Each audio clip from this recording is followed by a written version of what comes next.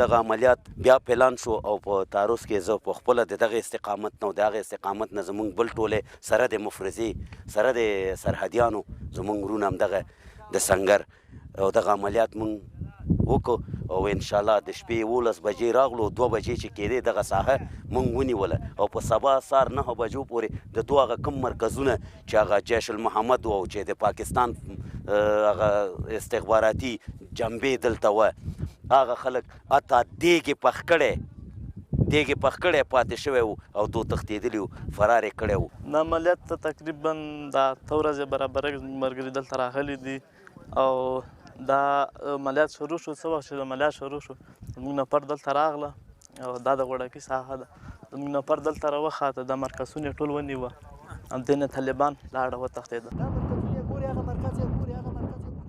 او دلته مو 3 ورځې کې دغه ساحه چې تاسو ولیده مرکزونه دوی مکمل ونیوه تصفیه مو کړه هغه ډیورنډ کرښ فرضي کرښې ته